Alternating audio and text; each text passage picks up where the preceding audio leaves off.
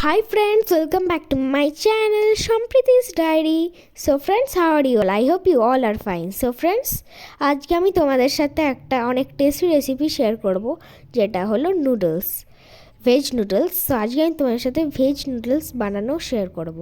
So চলো start করি। তো ফার্স্টেই আমরা নুডলসটাতে জলটা দিয়ে দিয়েছি, আর জলটা দিয়ে আমরা এটা বয়েল হতে দেবো। সো এদিকে নুডলসটা আমরা বয়েল করতে দিয়ে দিয়েছি, আর এদিকে আমরা কড়াইতে সাদা তেল নিয়ে নেব।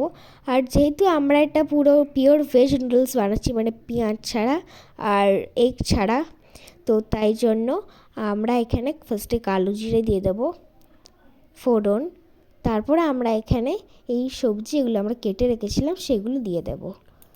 সো এই দিয়ে হালকা করে ফ্রাই করে নেব। আর এখানে আমি কী কী ভেজিটেবলস দিই সেগুলো তোমাদের বলি। সো আমি এখানে দিয়েছি ক্যারট, বিনস, আলু, ক্যাবেজ আর ক্যাপসিকাম, আর একটু নাটসও দিয়ে দিয়েছি।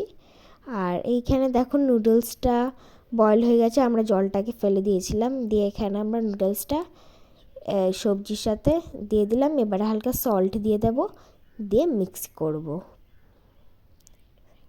আর একটু ম্যাগি মশলাও দেব, দেখো দিয়েও দিলাম।